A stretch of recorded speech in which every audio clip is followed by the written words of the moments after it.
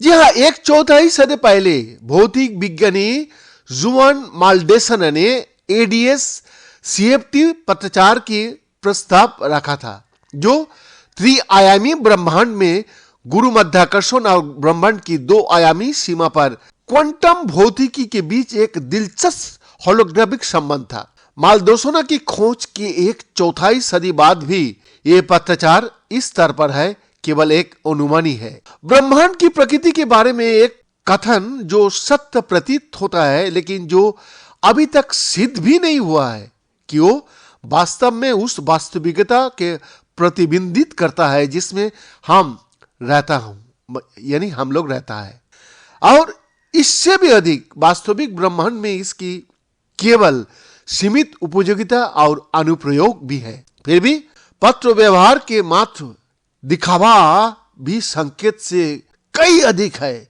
यह पता रहा है कि होलोग्राम में कुछ गहराई से मौलिक है कि ब्रह्मांड की मात्रा की भौतिकी सतह पर भौतिकी में अनुवाद कर सकती है, और वहां सीखने के लिए और भी बहुत कुछ है। भौतिकी की समस्याओं का एक नए भाषा, यहां तक कि आयामों की एक नए सेट में डालना एक बात है, ताकि उन्हें हल करना आसान हो सके। आखिरकार भौतिकी ऐसी गणितीय तरकीबों और खेलों से भरपूर है जिनका उपयोग चिकित्सक चुनौतीपूर्ण समस्याओं को हल करने और अगली समस्या का और बढ़ने के लिए करता है। लेकिन एडीएस सीएफटी पत्राचार और अधिक सामान्य होलोग्राफिक सिद्धांत जो इसका प्रतिनिधित्व करता है, गणितीय जिज्ञासा से कहीं अधिक है।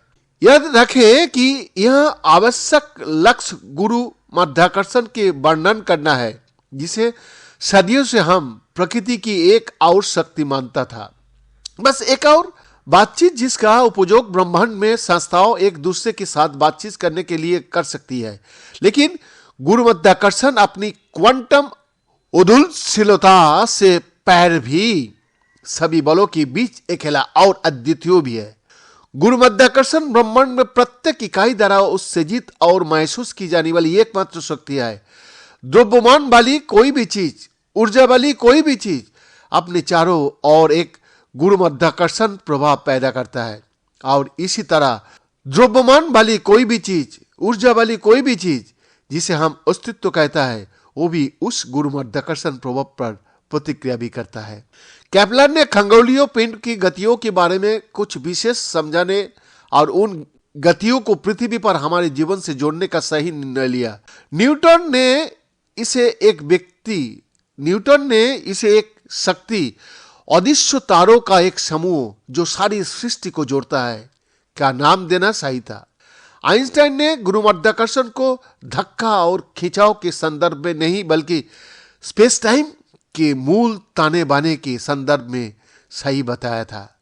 होलोग्राफिक सिद्धांत चाहे ब्लैक होल की सतह और उसकी रहस्यमय सामग्री पर लागू हो, या स्ट्रिंग सिद्धांत और क्वांटम भौतिकी का बीच संबंध, हमें गुरु मध्याकर्षण के बारे में कुछ सार्थक भी बता रहा है। लेकिन आइंस्टाइन ने हमें पहले ही सिखाया कि गुरु मध्याकर्षण क्या है।